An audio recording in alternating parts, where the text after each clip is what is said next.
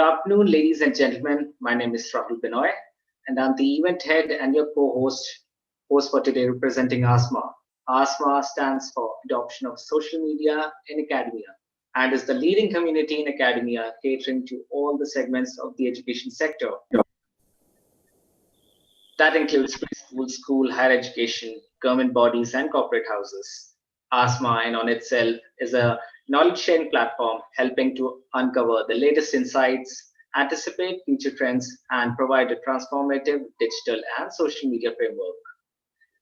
Today's event is a part of the series that we have been doing since January, and this wouldn't have been possible without our partner, Financepeer. Before jumping on to the panel discussion of the day, I'd like to welcome Mr. Amey Parulekar. He's the head of sales at Financepeer for a small presentation. Over to you, Mr. Amey. Let me just quickly unmute myself. I hope I'm audible to everyone. Yes. Hi. So yes, my name is Amey. I am from Financepeer. In fact, I am a part of the founding members, and I'm part of the core team of Financepeer. And well, Financepeer has been working with ASMA in these last 4 months, right? The things that we've been doing together with webinars, educating people.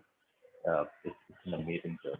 I thought I'll share some of the views and some of the things that we are doing for different schools, colleges, and universities across the country. So yes, I hope my presentation is visible to all. So Financepeer is India's safest, quickest, and by far the largest education fee financing company. So what do I mean by when I say fee financing?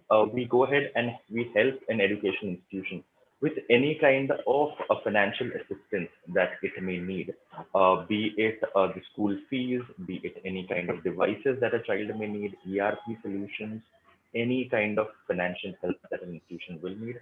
Financepeer is here to help you out with. So what is Financepeer? We started in the year 2016 and as an RBI registered NBFC. And in the first year itself, we were quickly incubated by Google. So essentially, Google is one of our parent companies. And the whole idea behind Financepeer was that we can help pay the entire year's fee on behalf of a parent to a school or a college or a university upfront on day one. And the parent can then pay us back in the form of EMIs. So this was the idea with which we started off with, simply because when all of us founders, when we came together, one common aspect was today, say it's in the middle of summer. I'm in Mumbai, it's probably around 36 to 40 degrees here and blisteringly hot.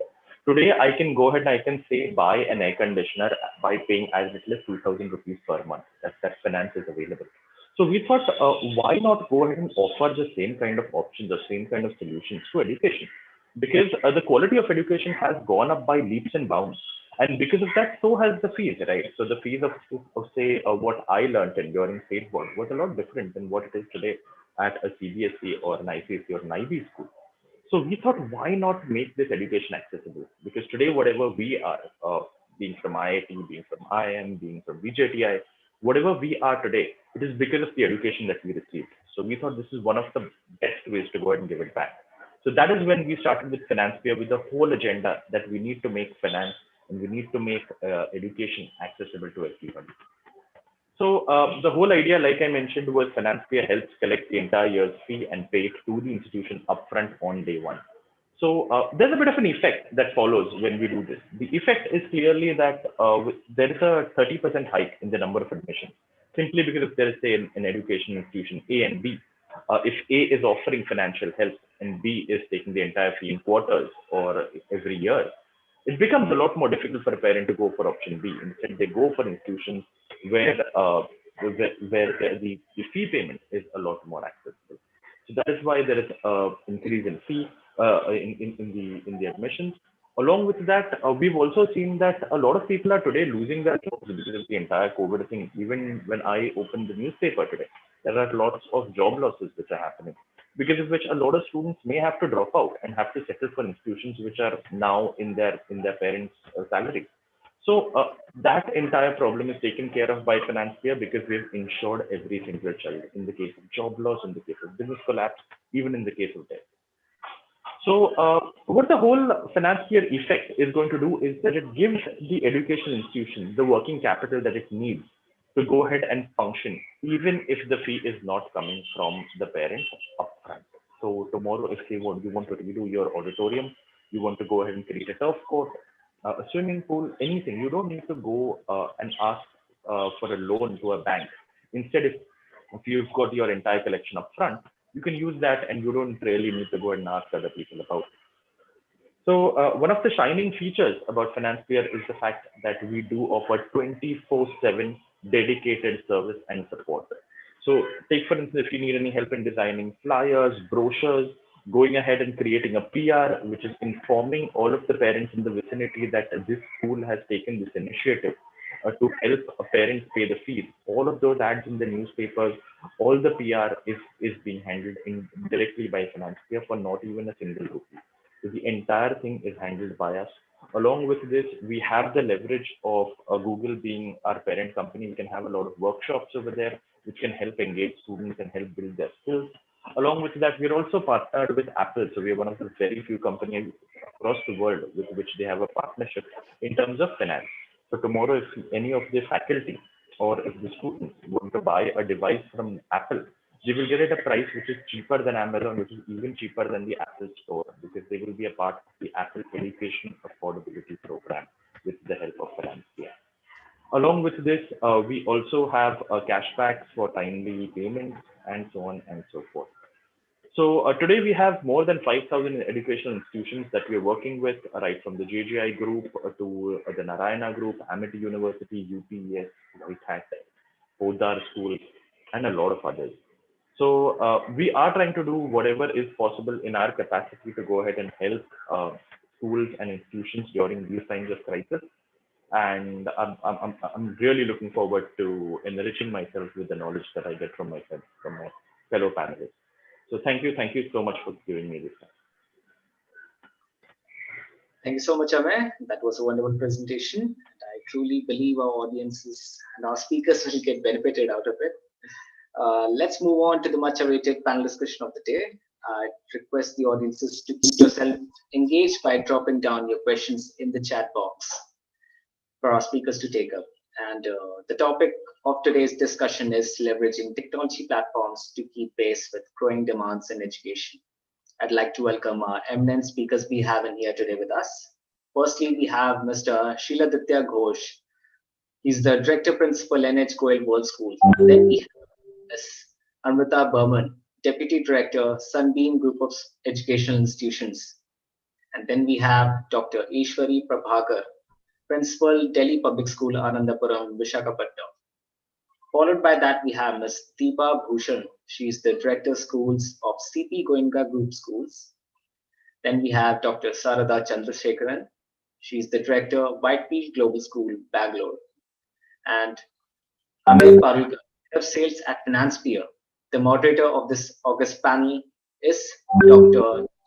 Chandrakanta Pathak. She's the Principal and CEO, HBB Global Academy, Mumbai. I welcome all once again. Thank you for accepting our invitation.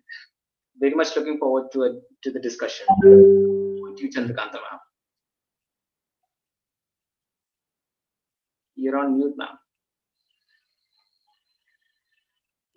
Should we unmute ourselves now? Yes. I believe we can now. Yeah, thank you. Thank you very much for a nice introduction. And thank you, ASMA, for giving us such a wonderful platform where we can share our views with each other. I just wish to know that whether we have Ms. Bhushan and Dr. Sarada with us on the panel. Sarada ma'am is not there. Deepa ma'am is there. Pathak, I'm here. Ms. Bhushan is there. Great.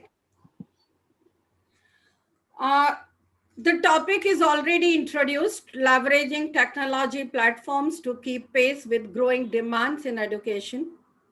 And who else knows this better than we people who are practically experiencing it on a daily basis? COVID-19 pandemic has compelled all societies across the world to rethink and revise its ways of living and working.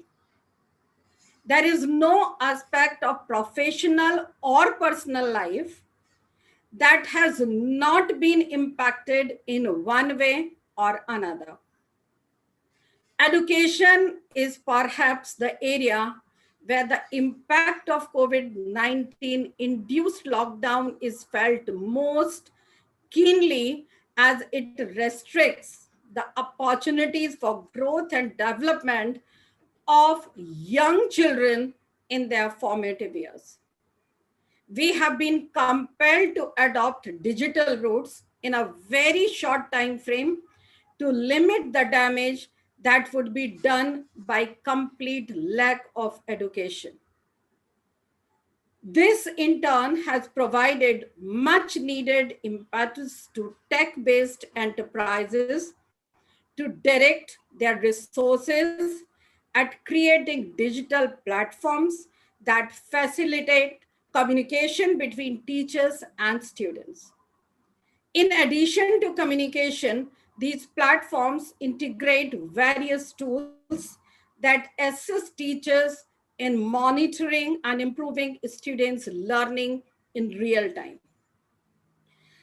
As the technology advances, these platforms are beginning to emerge as viable solutions to the long-standing problem to access the quality instructions in India. These platforms are rapidly evolving into what many are referring to as virtual classrooms, equipped with all necessary paraphernalia required to implement the methods of modern pedagogy. Differentiated and self-paced learning have become a real possibility with virtual classrooms.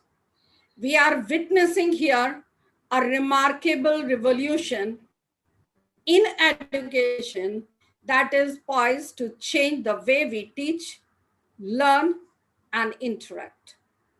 However, as it always happens, novel solutions bring with them novel questions and challenges. In today's session, we will address some of these questions and challenges with the intent of gaining a deeper insight into the nature of this digital revolution, because we are now living in digital age. This discourse will also help us develop a better understanding of how we might best engage with this revolution to bring about positive changes in classroom practices. With that, I welcome my first panelist, and I'm going to Mr. Ghosh. Yeah.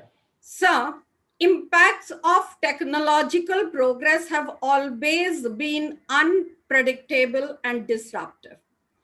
Thanks to the meteoric rise in EdTech, a new mode of learning that has gathered a lot of momentum recently is the blended learning, wherein teaching learning occurs both remotely and in person. This gives teachers the ability to facilitate students' growth and development beyond the classroom. So my question to you is, going forward, how will this newfound ability to influence students beyond reshape the objectives, imperatives,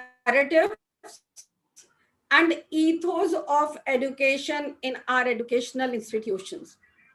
And how will this help improve the learning experience and learning outcome? Mr. Ghosh, please. Yeah. Okay. So I think I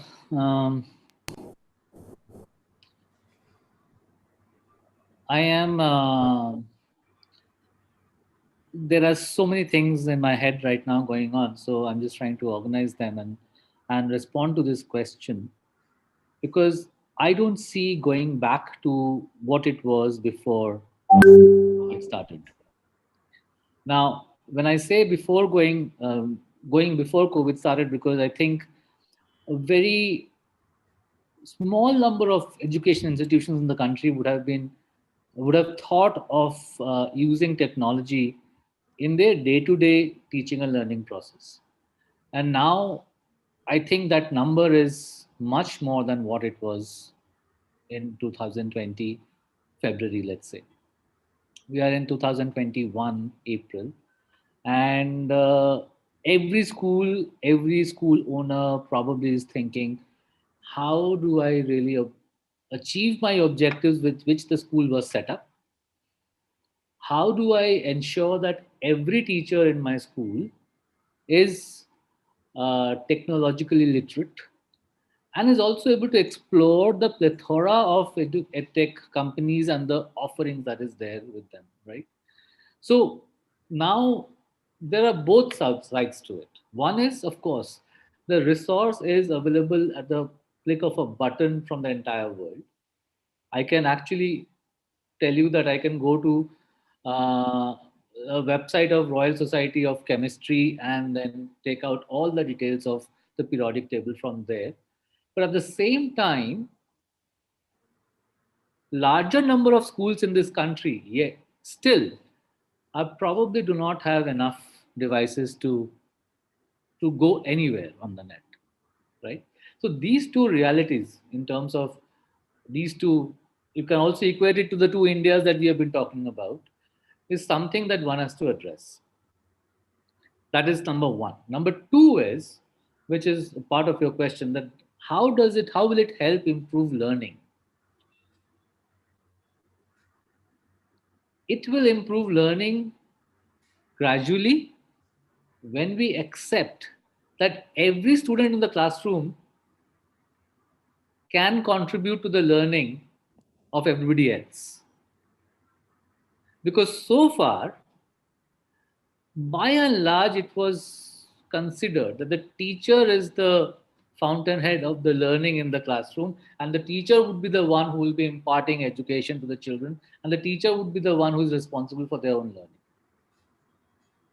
But now that has completely got reversed, because it is the parent and the child who is sitting in the classroom. One at home, there is a parent and the child sitting over there, and the teacher is trying to teach not just the student there, but also the parent. And in the process, there are limitations which the teacher cannot fulfill, but the parent can also not fulfill, right? So it has a positive side to it, that the parents are probably in that situation where they're thinking, Ki, what will they do now? What do I do? I can't go to the teacher right away and ask the question and get it clarified, right? So the parent has to, step in. So far, I think what the parents were not doing in terms of contributing equally to the education of the child, now they are forced to do it. So technology is probably pushing the parent-school cooperation or the collaboration much more stronger, right? And I think that is how the improvement will happen. See, technology is always there to improve everything. Is there any technology which, of course, I'm not talking about armaments, I'm not talking about defense armaments, I'm talking about technology which can be used for welfare purposes, that is always going to improve everything. So it is not the technology itself, but it is about the way technology is being used. And today I would see that the parent and the teacher both are using technology some way or the other to help the child learn more. Okay, so that's point number two. The third thing is, which I would again say about a divide, that I'm not very sure if children age 5 and 6 can they really benefit from this online version of teaching. But if you talk about a child in class 8 and 9, if we if we keep aside the social interaction that they used to go through, then probably if we can motivate the child to be there online, then probably learning is happening many folds more than what it used to happen earlier, because the child is now exposed to, and if the teacher can actually guide the child to a lot of resources, lot of interpretation, lot of questioning, and a lot of things which can help the child get engaged, get connected to the topic that you're doing, right? So it is about how we use technology to take care of these three aspects: the divide of rich and poor, those who have technology and those who do not have technology. Second, if the parent community and the school community can work together to empower each other, then definitely the child is going to benefit out of that. And the third is that in junior grades, I don't know how much technology can really help, besides, because their peer interaction becomes a very important source of learning.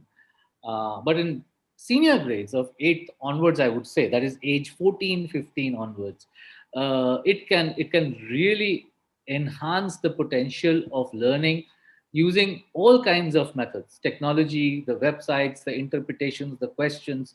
Everything can be used to excite the child about the topic, which I think the teacher was limited when it was the 40-minute class and maybe there was one smart board. But here, every child can make a presentation. Every child can have, there can be breakout groups. So it is an enormous opportunity for them to learn in a different way, right? So if there was no COVID and there was only online teaching, the social interaction would happen some other time and the learning would happen of various concepts some other time. So that's how I would put these 3 points, how it is going to improve learning. Your all 3 points are valid. Nobody can deny that parents are our valuable partner in teaching learning. Without their support, it's not possible for a school to function. Every technology has two sides of it. It's definitely up to us how we use it. Formative years, where the children are, whether they are 5 years old or even bigger ones, the elderly, I believe online teaching cannot take place, that because emotional bonding and touch and social interaction is missing. But in given circumstances, present circumstances, I believe we have no other option, as you all we all are witnessing that again the cases are going high and we are again under lockdown 2.0, whatever is happening. So I think we have to make the best whatever is possible. Looking forward to another point, my next question is to you, Ms. Burman. Decades of research studies have shown that formative assessment, feedback, and testing are essential to make the teaching learning process effective. However, these are highly labor intensive tasks on the part of the teachers and require a low student to teacher ratio. This proves to be now. My question is, how could we leverage technology platforms that have emerged recently to enable teachers to incorporate these into their teaching practice when dealing with a large class? Thank you. So first of all, good afternoon to everyone. And thank you, ASMA, for giving this opportunity. And it's nice to listen to an august panel. I'm sure it's going to be a good discussion and a great exchange of ideas. So I think that's a great question, because I think something that's come up in a very, very big way when it comes to the technological platform, especially during the pandemic time when we were absolutely shut off and there was no other way that we could really connect and learn and teach. Assessment part of all this of the technology platform has come up in a big way. So first of all, when you spoke about leveraging the technological platforms, I think it's very important for all of us to understand, we've gone through this journey, that learning and teaching has been probably very, very easy, interesting, collaborative when it comes to these edtech platforms. Never has learning been so interesting for kids, because there's been a repository, there are huge resources, so many different ways in which we could do things.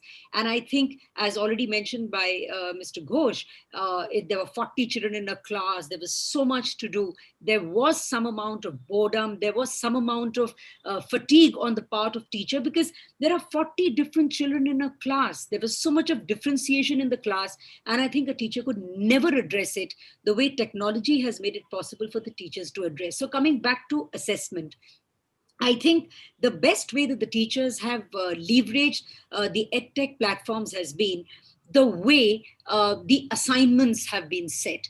Look at the different formats in which there has been assessment patterns that have been given, different assignments, whether it's been simple quizzes, or there have been podcasts, or there have been visualizations, there have been movie making presentations, breakout rooms, just discussions and assessments. I think formative assessments has gone absolutely by leaps and bounds on the technological platform issue. So I think the way teachers taught differently, assessments also happened very differently.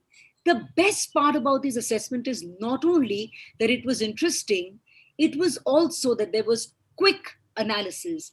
I think the analysis or whatever was the assessment came back so quickly that it made a lot of sense to both the teacher and the student.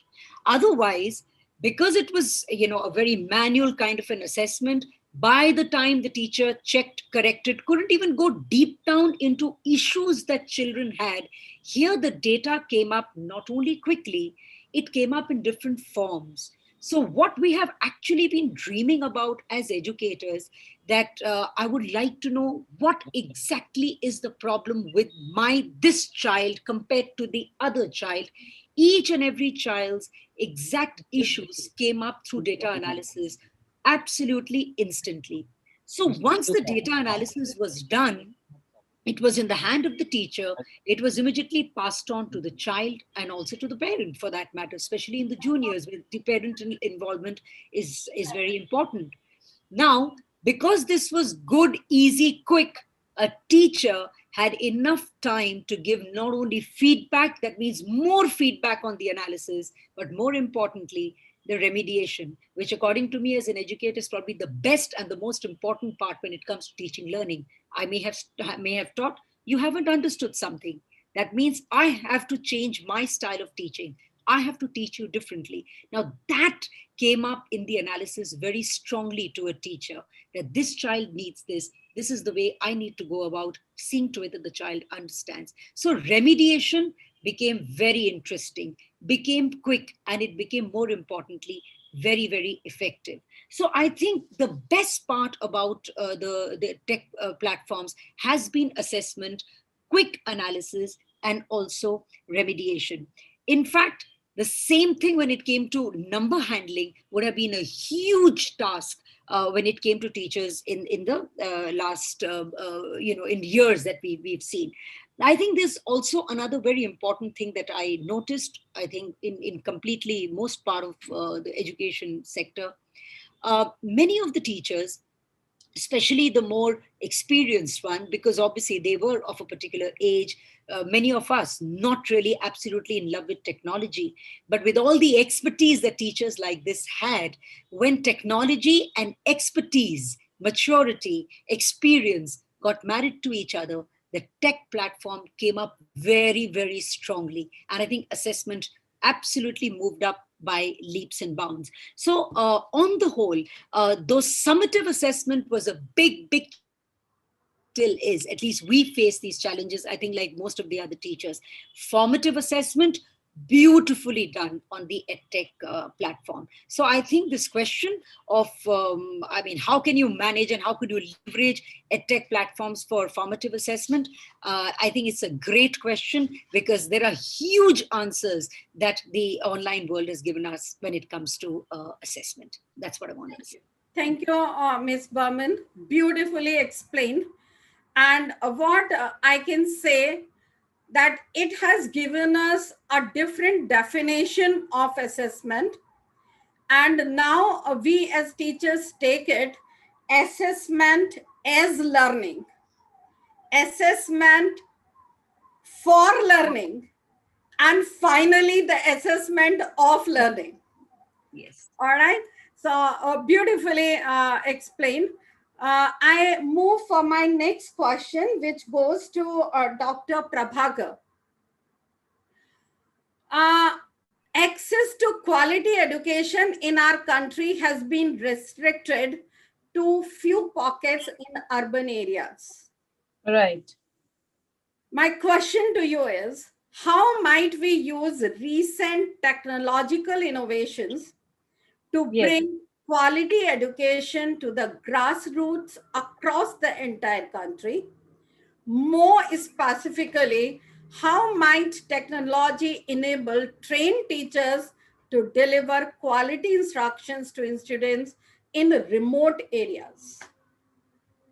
Now, Mom, this is a very good question, and of course, very tricky, because with this unprecedented COVID situation, right, where in our country, where there is a connectivity issue, and even though the teachers are trained, reaching to the remotest of the remote areas is a Herculean task and a big challenge.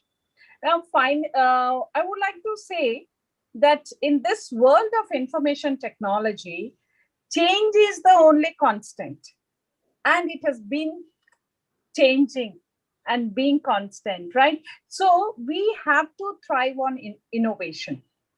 Okay, any organization, be it a school, be it a industry or anything, it stops progressing the moment innovation is sidetracked. Right. So when we talk about technological advances, which really plays an active role in transforming each and every one, we need to rethink and innovate and be very creative. We need to implement new tools and explain to the teachers and convince them that it is a positive development. As you just now said, remote areas, but still India has grown farther more high. What we think and what exactly it is, there's a huge gap. Still, there are people who are able to have the access to the net. So we have to find the creative ways to use the technology in the classroom where we can reach and can both the life to be made very easy for the student, for the teacher, and we need to boost the student excitement levels. How do we do it? We engage them with interesting lessons. Then how do we do it? From helping with communication among the teachers, as you rightly said, training the teachers. And here students will interact with their peer-to-peer learning, right? It helps in organizing the curriculum, in organizing the calendars, enhancing the presentations and lessons, lessons with media and visuals. Diksha, the CBSE portal, is a very well done portal for the children, those who are not able to access net.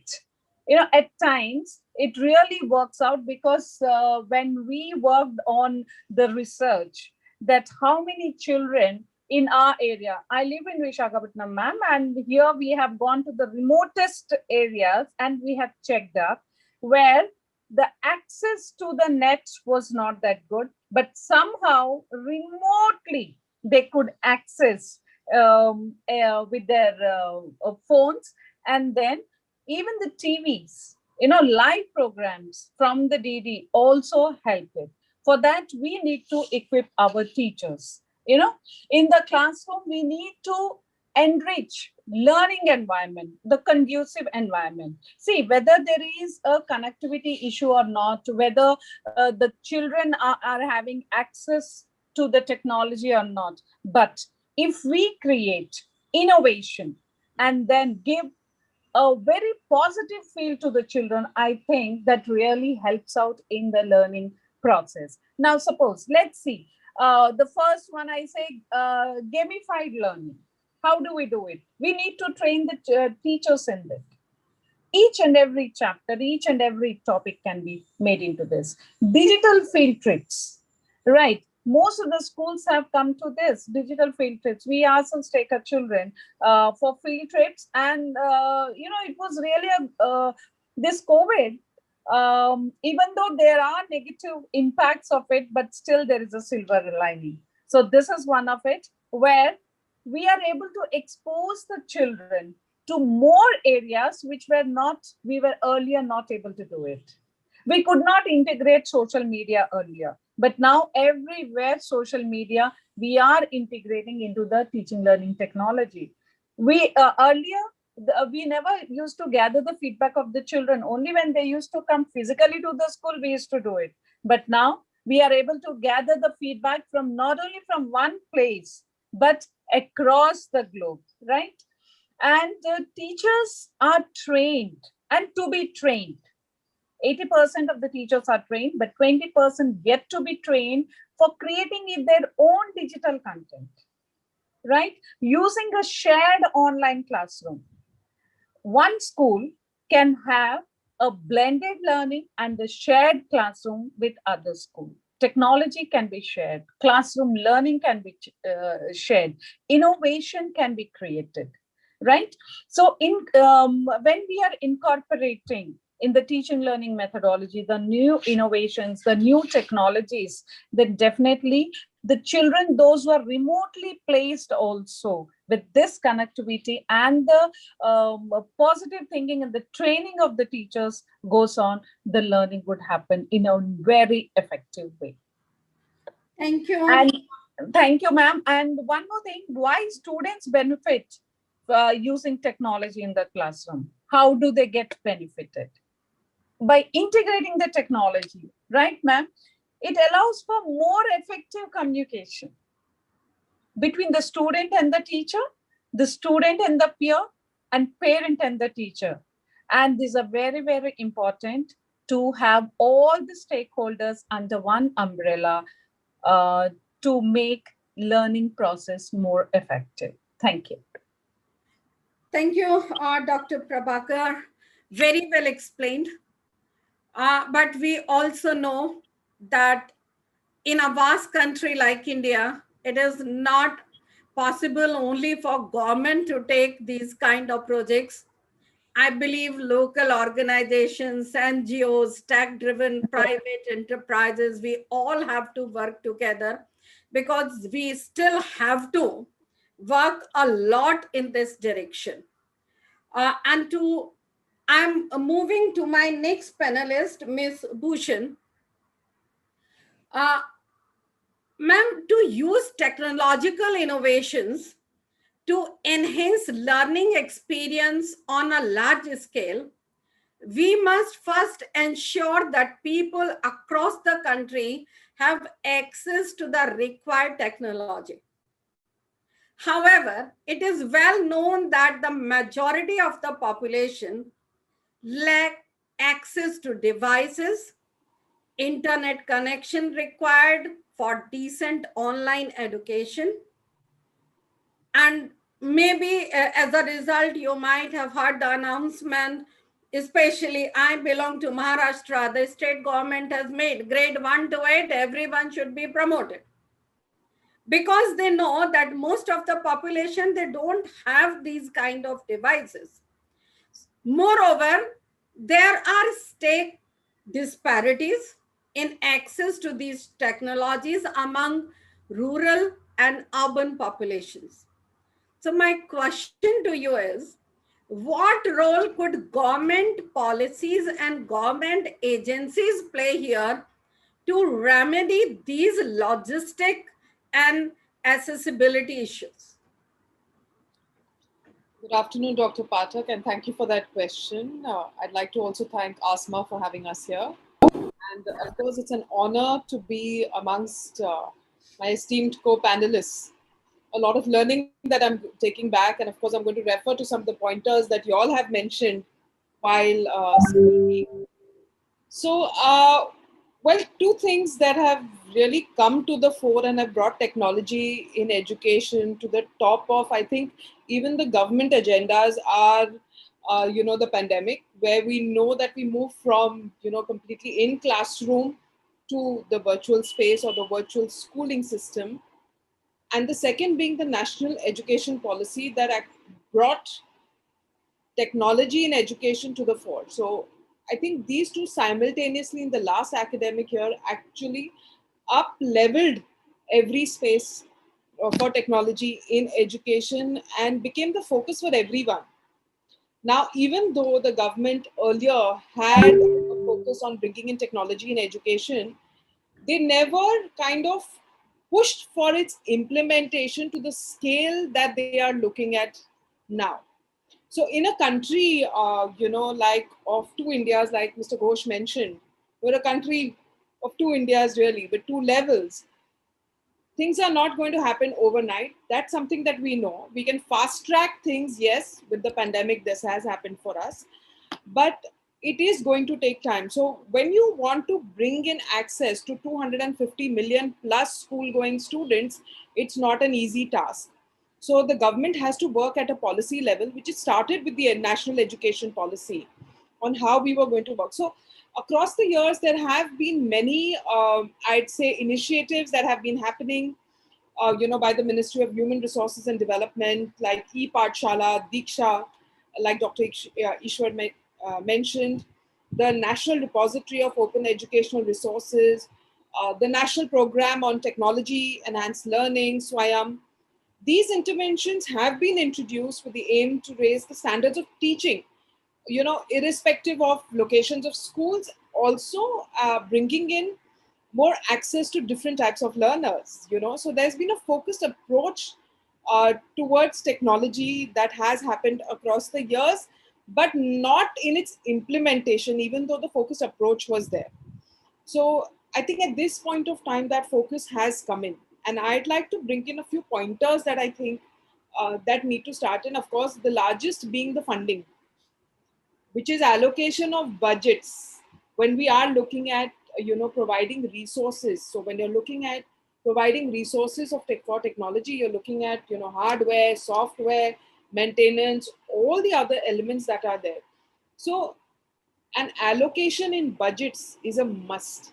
So that comes in when you bring in focus, and allocation of budget comes in, but you don't leave it at that allocation of budget, but also ensuring that the money is flowing into the right areas. I think at this point of time, we have a lot of edtech players that are there in the market. So many have come forth, but one of the things that we see while assessing products, so assessing the right product that is going to bring in the right kind of access to technology in education is also a must. So having people who understand this space to be a part of those who are disseminating the budgets is extremely important, because what we see is a product is taken and then after a year or two, it is no longer valid or no longer meaningful for children, or even the kind of, when you're looking at a 3G or a 2G or a 4G, the computers that have been bought, say 2 years back, a budget was given for that, are no longer in use today. So all these elements together, actually, you need a proper thought through planning on the what, who, how, and why of creating a technology policy and a process. So just like we have SOPs for everything, a process flow for bringing in technology in education. And when I say technology in education, it's not only technology in education, it's also technology for education. Because you're looking at so many elements of the education circle where technology comes in, whether it's the operational, whether it's the academic, whether it is the training, whether it is the student, whether it is communication with various stakeholders, whether it is managing data. All these elements are all part of the system. So I think the government needs to put together a proper system of looking at all these elements and then taking it forward. So the funding therefore gets implemented in the right manner. And when I say this, I also say that we need to stop looking at technology as a product, but start looking at it as an enabler. It's only when you start looking at it as an enabler, are you going to be able to implement it in the right manner? And that is something I think even the government needs to start looking, because whenever you hear of products, or you hear of any softwares, or artificial intelligence is the biggest thing nowadays that's coming up, and everybody wants to do coding and artificial intelligence. And I'm just wondering about this, that if everyone's going to be doing coding and artificial intelligence, are we going to be flooded with apps? And is technology just about this? Really, technology is not just about this. Technology is so much more. So like Dr. Pathak, you spoke about bringing in self-paced learning for children, and there is so much more that can be done with technology. So all these elements need to be taken into account. So as points go, I would say one is, of course, like I said, substantial investment, assessment of the right technology, ensuring implementation, and of course, viewing technology as an enabler rather than as a product is extremely important. Another aspect that needs to be taken in is training, which is a must for all those stakeholders. We normally talk about teacher training, but let me tell you, everybody within a school system or an academic or a high school system or a preschool system needs training on managing these technology. And that itself is a large space that needs to be looked into. Another thing I think the government should look into, because of the scale that we have across our country, so it's not easy to bring in equality and access to technology. So here I'd like to differentiate between equality and equity. Equality and equity, there's a vast difference between both. So we can bring in equity in education, which means not all the resources need to be the same, but depending on the context of the learners, the background, the accesses that they have, you bring in equity in technology of education. Yeah? You provide as per that scale. So like Dr. Eshwari mentioned, internet connections are low. So what's the option? TV. And that is also a technology that can be brought in, right? So all these elements, so I think differentiating between equality and equity is a must for us and the government really, when they are providing for funding. Thank you, Ms. Bhushan, giving a beautiful, I believe your comments are self-explanatory, that government, local organizations, NGOs, we all schools, everybody has to do still a lot together to achieve that goal. I'm moving to my next and the final panelist, Mr. Amey Parulekar. One of the major development that has been precipitated by the pandemic is the meteoric rise of EdTech. This happened in response to the urgent need to find ways to facilitate instructions remotely. And that is what Ms. Bhushan also has said in her comments. EdTech has demonstrated the capacity and potential for innovation that private enterprise is capable of in this country. My question to you is, how could the government harness and avail the latent creative potential that lies in the private sector to make quality education inclusive and accessible to all? Okay. Well, that's a really good question, and in fact, for today's times, it is something which does make a lot of sense. So the whole idea is that yes, technology, as harsh as it may sound, has actually been thrown upon us. Gradually, I'm sure all of us were moving towards technology, but because of the entire COVID scenario, there's something which has directly come up upon us, and we are trying to manage somehow. So, in the same tone, I would like to applaud the entire teaching staff. That is one thing, because these are teachers from private schools, from government schools, who are actually not really, they weren't very proficient with technology. Initially, I'll be very honest to you, despite of me being from the tech sector, I had not used Zoom before the lockdown. I had never even touched it. Maybe yes, I was using Skype, I was using maybe Google Meeting, but I had never heard of Zoom. And today, we are having a conversation on this platform. All of us are in different cities, different parts of the country, and we have come together and we are having an extremely meaningful discussion. So this awareness has come up on us, and all of us have in fact adopted to technology extremely well. Some a little bit more than the others, but I see a dramatic shift in the kind of education that has come in through technology. Now, the thing is, yes, like some of the other panelists also spoke about, that connectivity is a problem, right? So today, what we are trying to do, like all of you as educationists, what you all are trying to do is you all are trying to, if the students can't come to the class, right? We will go and we'll try to take the class in the school to the students. Now, the only way in which you can do this is through either a device, which is either a laptop, a mobile phone, or probably and a very good internet connection.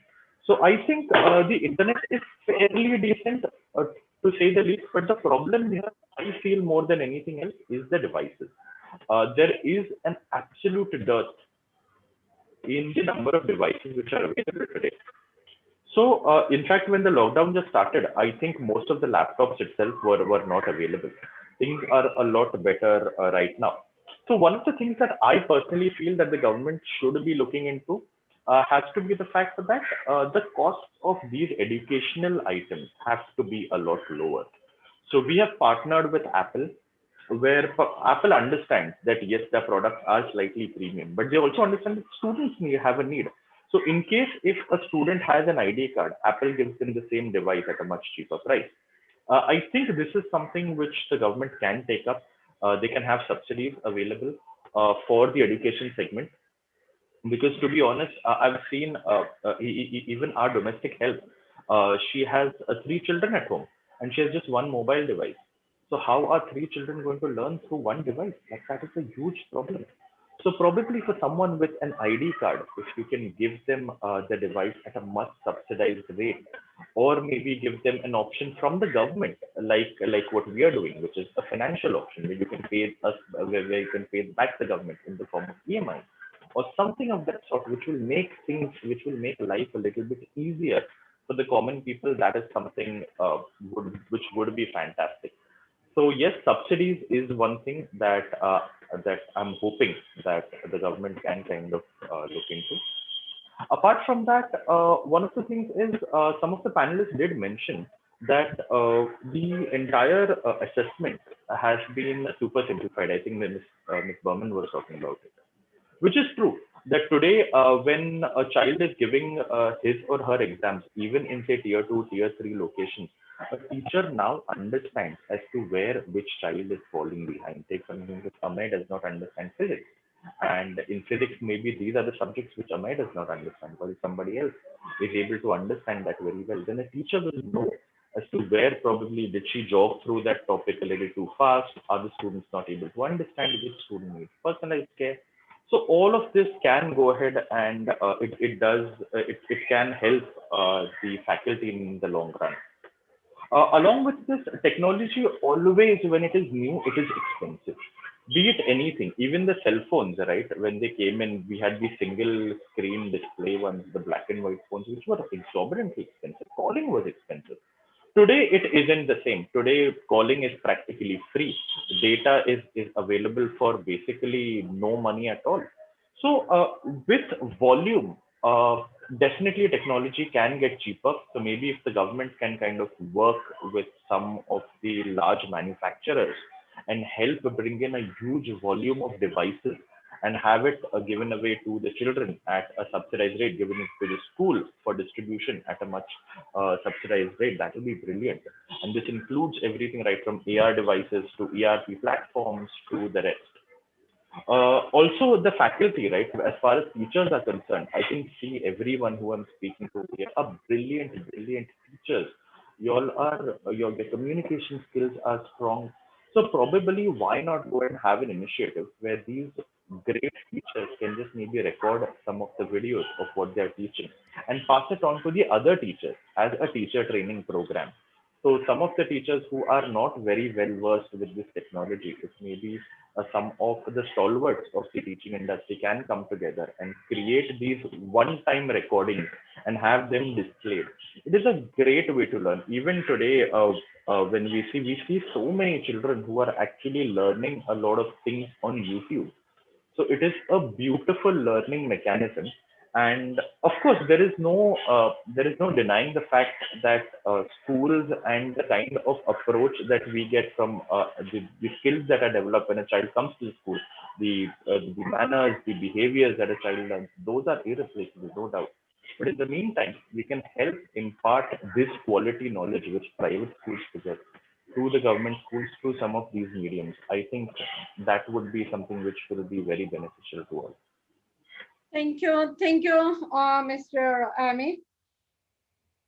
Dear panelists, we have another 22 minutes. So I have the opportunity to interact with each one of you once again. Let's stick to our timeline, maybe another 3 minutes, each one of us. I'm going ahead and once again requesting Mr. Ghosh. Mr. Ghosh, current pandemic has made the need for a robust public digital infrastructure all the more clear. NEP 2020 proposes creation of vast public digital infrastructure that would facilitate online education across institutions in India with the intent to make quality content accessible to all. That is what we all are working, sharing. Now, my question to you is, given our experience of the pandemic and the challenges we currently face in education, what areas should government agencies focus on when developing digital infrastructure to support high quality instruction across the country? Yes. So I think government is the biggest body which can do this. It has the biggest network of government schools, and also it has the capacity to do what is required to be done, right? So therefore, I was looking at an example of synchronous and asynchronous learning programs in a country like Ghana, where technologically Ghana was a very underdeveloped country. So what the government in Ghana did was that they selected master teachers and connected their classes digitally with the classes where there is either one teacher in a school or there is no teacher in a school, right? So therefore this digital infrastructure the architecture of this infrastructure needs to be such that it at least connects all villages through some hubs, right? Now the thinking is that all classrooms need to be connected. Now if all classrooms need to be connected means that if 3-4 villages have got one school, then that school needs to be very well connected rather than the panchayat ghar of the village, right? So it has to then give priority to the fact that schools need to be connected. Now, if it is a priority, then schools will be connected. But if villages need to be connected, I don't know where the priority will lie. But then one major objective is to get the schools connected across the country. Okay, that's number one. Number two is government school teachers, right? When this pandemic happened, government school teachers are usually posted to various parts of this country, either within the state or across states like Kendra Vidyalayas or anything of that kind. I was told that a lot of these teachers, because the classes were not happening, They went back to their own villages. Now, having gone back to that village, I mean, incidentally, one of my cousin's sister is a government school teacher, and she was back home, and the children did not have devices, so she could not connect with any of her children over there in Bengal to get them going in teaching, right? So it is a question of not only if we have about 84 Jan Dhan bank accounts where the poorest of the poor are being told to have accounts, can we also have something like a free data available to them? In fact, that maid that Mr. Parulekar was talking about, ask that maid how much money does that maid have to buy data, right? Because data is not so cheap for a parent who is earning very less. So the next point will be, first point is of course to connect all schools in the country, okay, and that requires a lot of infrastructural changes perhaps.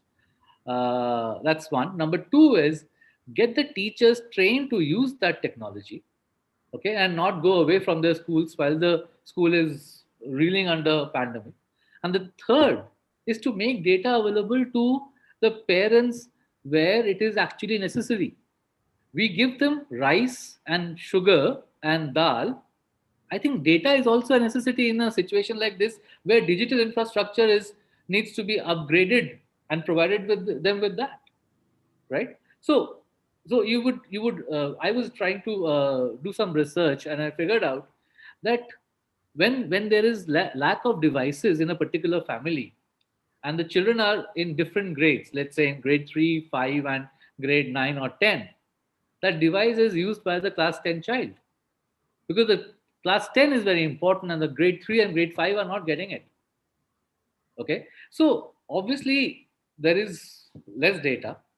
Data is not very cheap for them. Secondly, devices are not available. I think if you go to the statistics of how many homes have got smartphones, that is about 24% of the population which has phones, right? So you don't have smartphones, you don't have data. So I think the government can play a very, very major role in ensuring under such circumstances where poorer people can get data as well. Now, how will that happen? Of course, is another story. Okay, but these are the three things: connect all the schools in the country.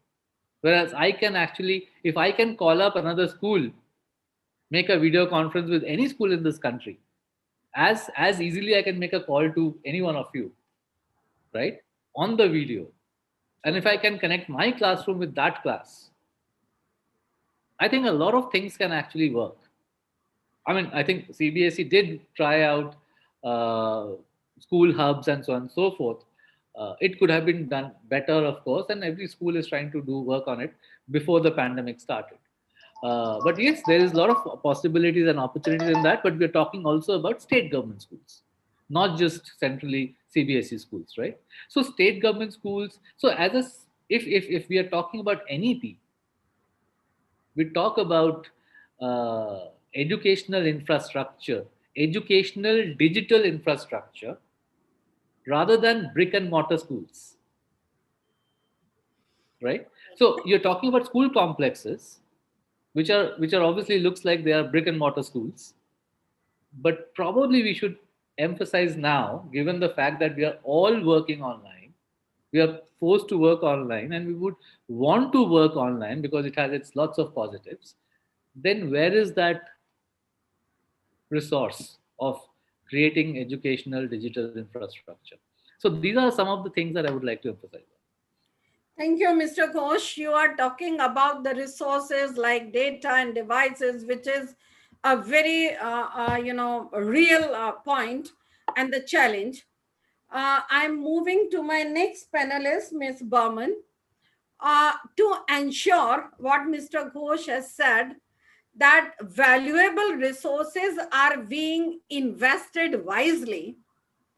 EdTech-based private enterprises must focus their efforts on developing the tools that would address the real life challenges that teachers face in classrooms, be in a metro city or in a remote area.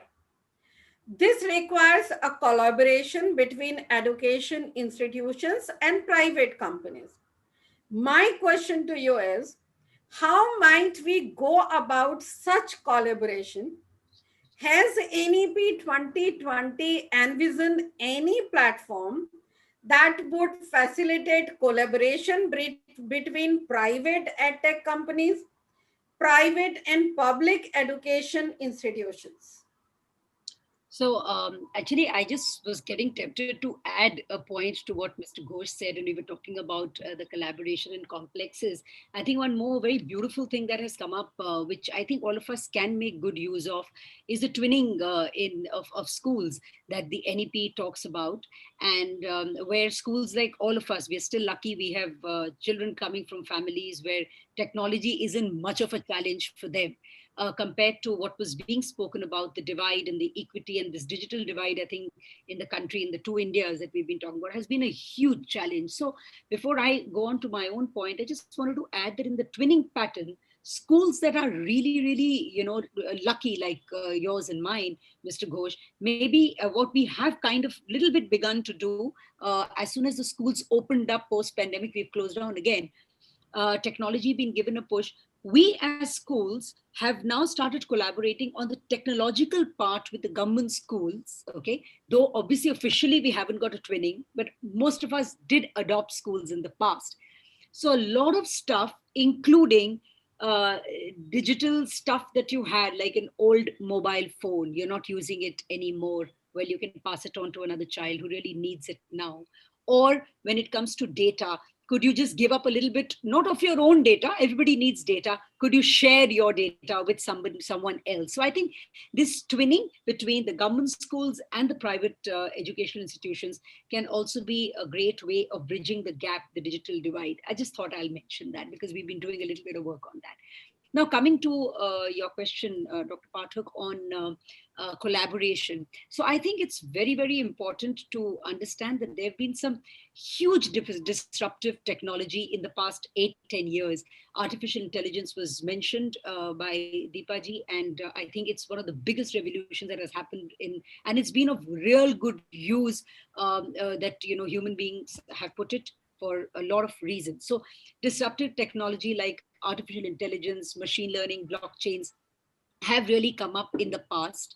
And whether it is the NEP or all the government professionals and personnel talking about the India emerging as a knowledge superpower. Besides being a global superpower, we are really looking at India being a knowledge superpower. And we've also been talking that if we want to be a superpower, we really cannot just be knowledge consumers. We need to be knowledge creators.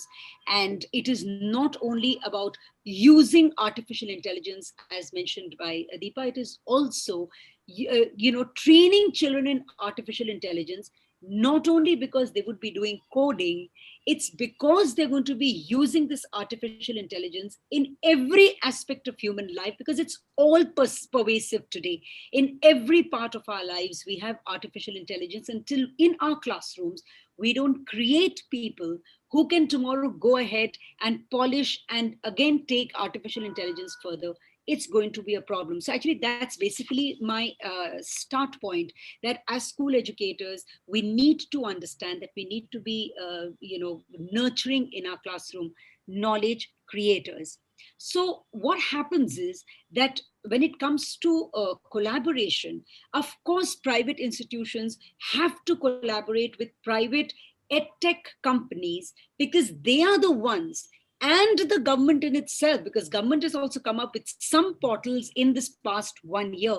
We need to be collaborating to create very, very cheap, effective, good learning management systems. We need to be creating, platforms which are available in different languages, and the NEP talks about. Before I go on to that, let me talk about the NEP mentioning the creation of the National Education Alliance for Technology, which will be actually created with time. And this is the body which is going to take inputs from international educational researchers, and also from lots and lots of entrepreneurs.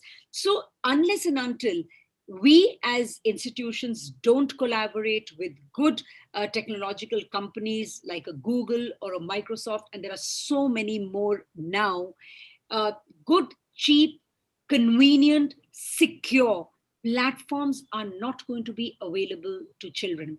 So the government, in fact, if I just take you back to the draft NEP, had hardly any mention of technology at all. There was no chapter on technology.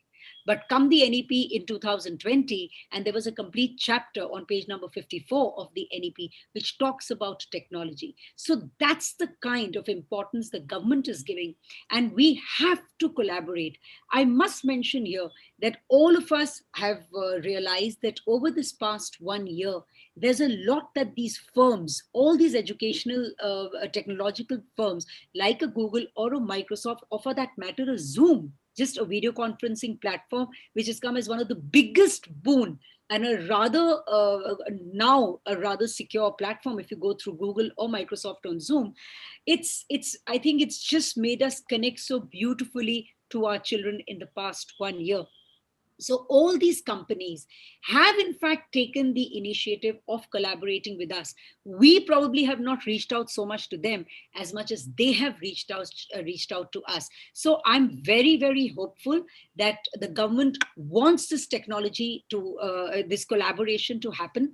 Collaboration is already begun, and collaboration is going to move forward, and we are going to have children who are tomorrow going to give us more and more platforms for making education easier, convenient, secure, and taking it to every home, which is actually the classroom of today. So just let you. Thank you, Ms. Burman. Mr. Ghosh, Ms. Burman, Dr. Prabhakar, Ms. Bhushan, you all have raised one point, and nobody can dispute that teachers are the main pillar of our education system. Now, creating, NEP also talks about training the teachers, 4-year program, B.Ed, and all that will be inclusive of this. So now creating a pool of teachers adapted using emerging technology at a national scale is going to present difficult logistical challenges given the diversity and disparities inherent in the Indian society. Sir was saying that one BMC teacher has to go back to the village. Now there is a disparity. We have different in our country. Now these challenges include shortage of qualified teacher trainers, funding, creating social awareness, and many more other such reasons. My question is to Dr. Prabhakar now. Looking at all this, what role could individual education institutions, NGOs, government agencies can play in overcoming these challenges? Right, ma'am, you put up a right question, because whatever the government does, whatever we do, unless and until it starts from within us and from home, things cannot move further. Like what individual schools can do is the initiative and must share the best practices. That I'll come later. Just to take forward what ma'am has said now about NEP, a new autonomous body, right? It is a National Education Technological Forum, that is NETF, to oversee the capacity building development of the e-content and to provide a platform for educational institutes and stakeholders to share the best practices to leverage the technology. So we'll be in the ambit of NEP, and this body is going to take care of individual schools. Okay, this will be very important, very vital, what you have asked me, to bridge the digital divide in the country and to ensure a wider reach of online education when the time comes.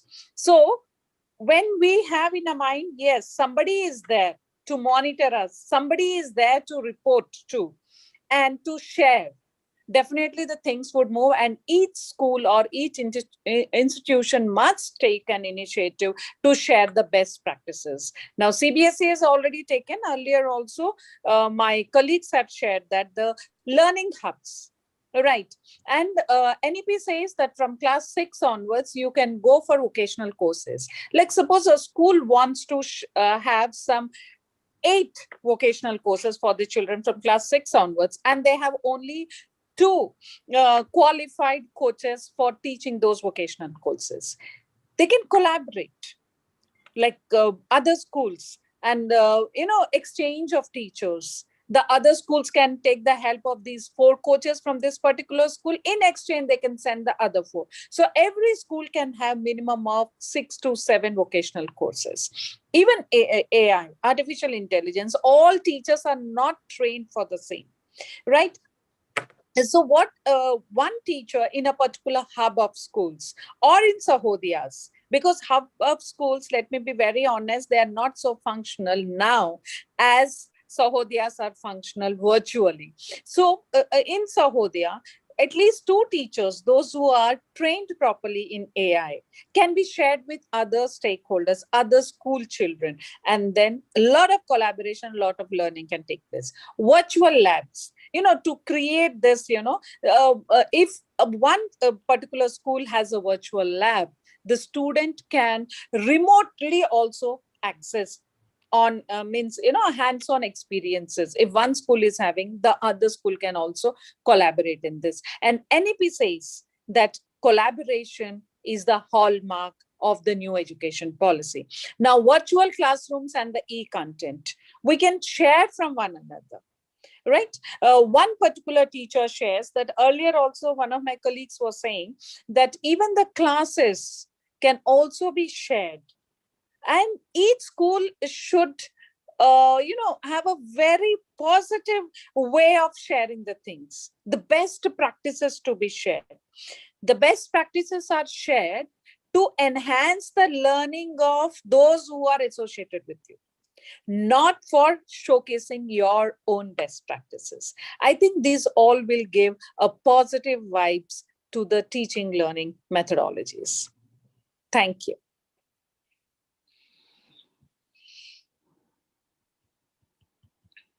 Dr. Pathak, you're muted. You have to unmute yourself.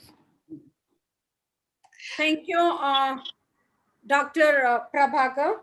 I'm coming to Ms. Bhushan now. Novel challenges and crises have a way of bringing to the fore the flaws in the existing system and of compelling us to think of novel solutions. These solutions often involve technological innovations. Rise of EdTech platform is one such chapter in the history of crisis we have faced. These platforms made it possible for the society at large to quickly adapt to an unprecedented challenge and prevent what could be significant loss of learning for our youth in their formative years, especially I'm saying our junior KG, senior KG students. Now, my question to is, what important lessons should we take away from this experience about how to best prepare for future crises and challenges that are unknown to us? I need a quick response because I believe we have. I'm just going to say it in one word, Dr. Pathak. Don't say one word. Take at least a minute or two, please. No, just a sentence is what it is really we need to be equipped with the 21st century skills. And I think in today's times, everyone knows about the 21st century skills. So whether you're being adaptable, resilient, a critical thinker, communicator, collaborator, along with that, also building on your social and emotional intelligence. I think those are the 2 elements which are there, which are needed if we are to deal with anything that comes forward in these future times. Thank you, Ms. Bhushan, for a brief but crisp response. I am coming on the same point to you, Mr. Parulekar.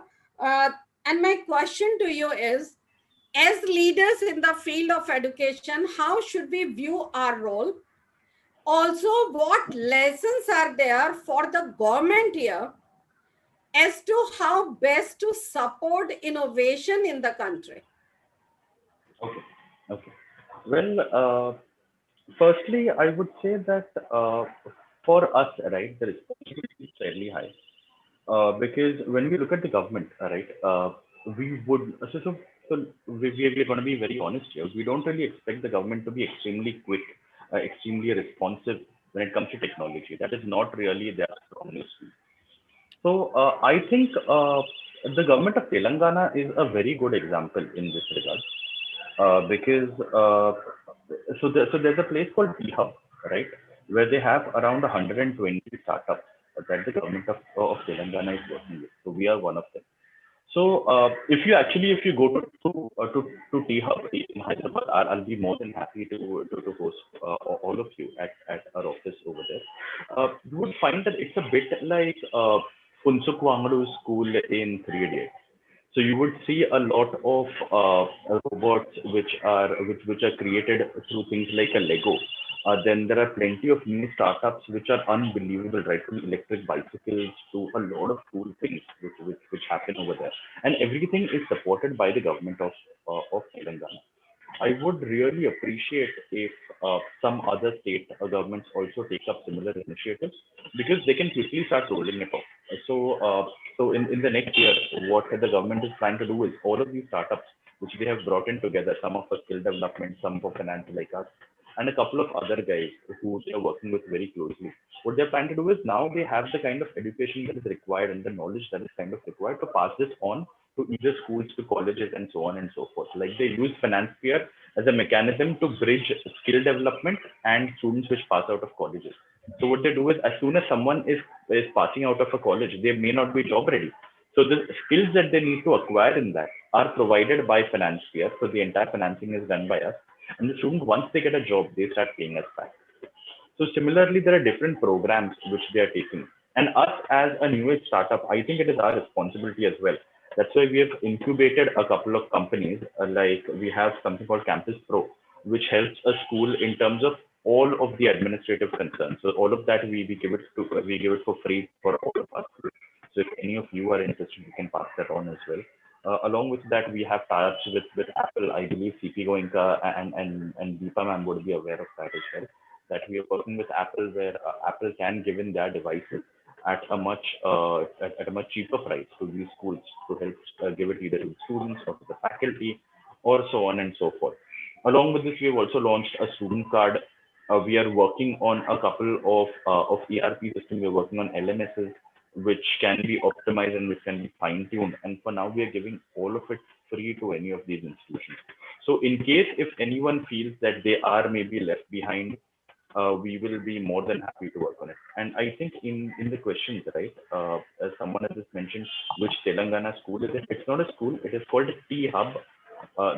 T as in the letter T and HUB. So that is something which the Telangana government has taken over to ensure that there's a steady flux of technology going into schools. So that's from me. I hope I have wrapped up in time. Thank you so very much. Pleasure, ma'am.